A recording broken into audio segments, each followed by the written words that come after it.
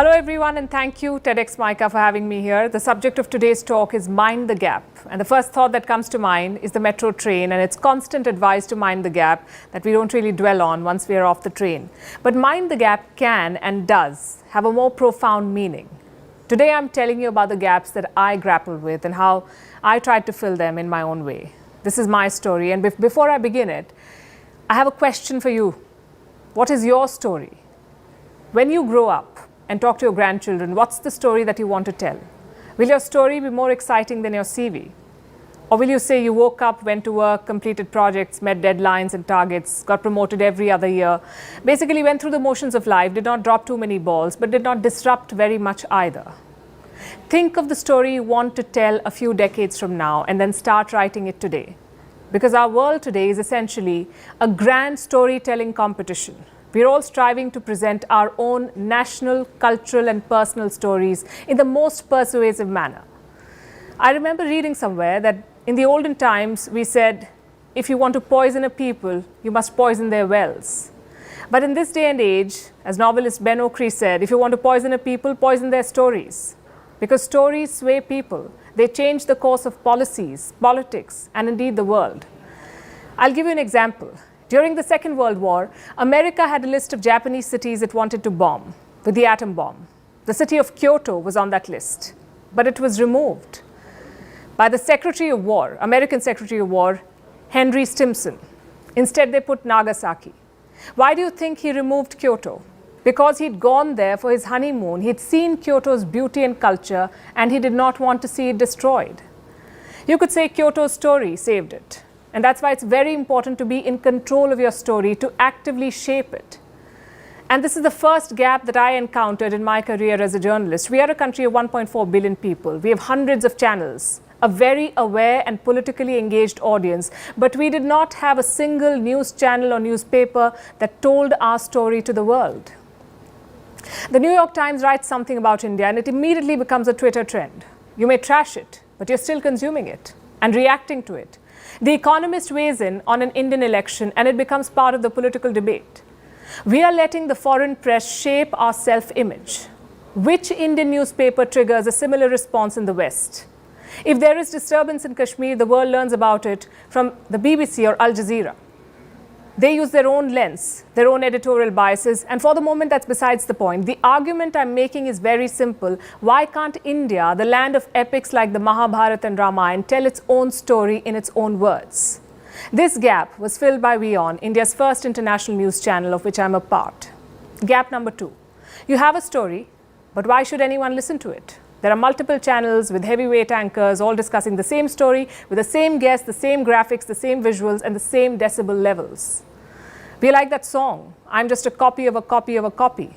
We all kept looking at each other and perhaps forgot the viewer. We wanted to do what someone else was doing, bigger, bolder, brighter, but not necessarily better. If you have 10 windows, I'll have 12. But we forgot to ask what the viewer wants. Do you want to see so many talking heads? Do you want an endless and frankly useless shouting match every day? And if you want to see a good stunt, will you watch Avengers or Anchors?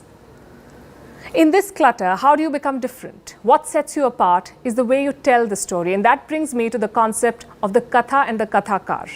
Now, if you have a child or a niece or a nephew, you would have noticed something. They all ask for the same story to be told over and over again. We did the same with our grandparents. We know the story from beginning to end, but we want to hear it again. Why do we like the same story retold?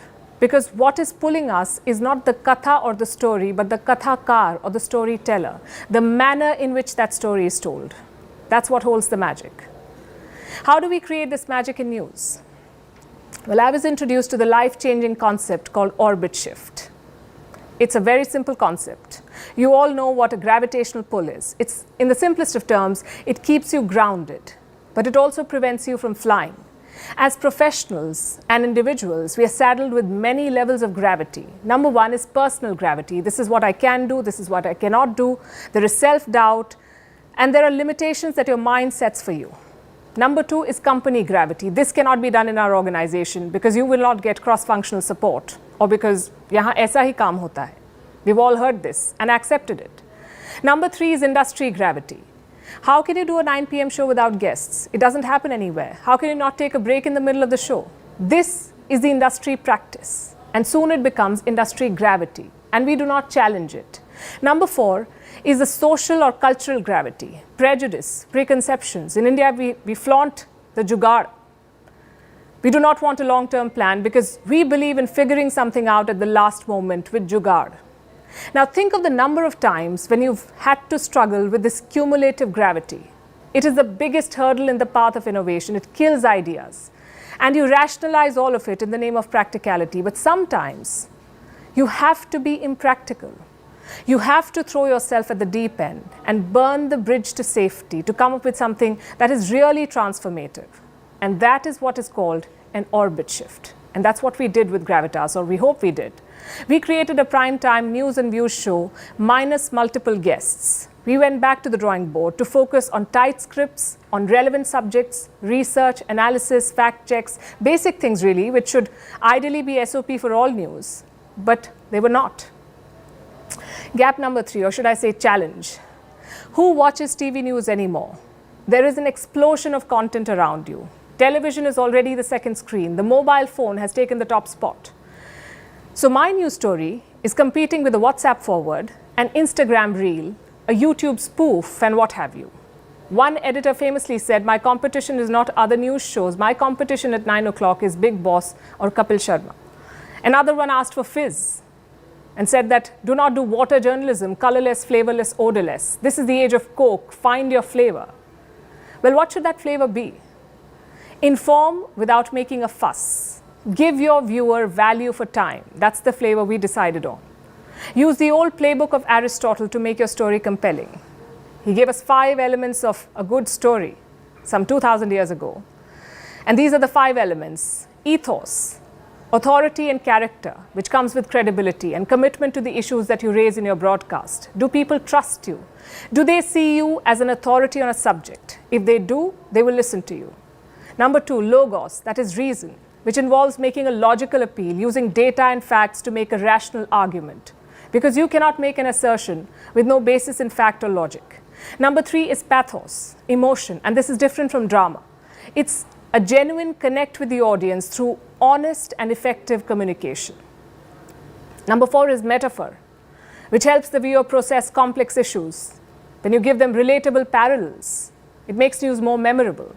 And number 5 is brevity, using short sentences, punchy lines, informative tag-outs.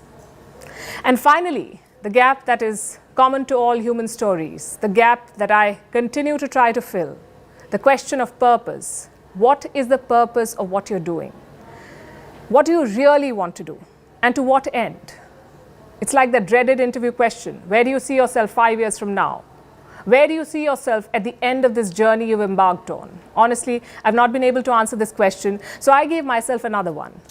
Which is the one story that changed your life? Or if that sounds too dramatic, the one story that profoundly impacted you or just stayed with you? For me, that story was the story of the ugly duckling. It's a nursery tale. You may remember it. A duck lays some eggs, they hatch. All ducklings look similar, except one. He's bigger, awkward, doesn't have webbed feet. He feels sad about not fitting in until he sees a flock of swans and realizes he was never even a duck in the first place. He was a swan, bracketed with ducks by mistake. He realizes he's beautiful and not ugly, and he flies away. And I find this story very powerful because it is simple and relatable. It talks to me.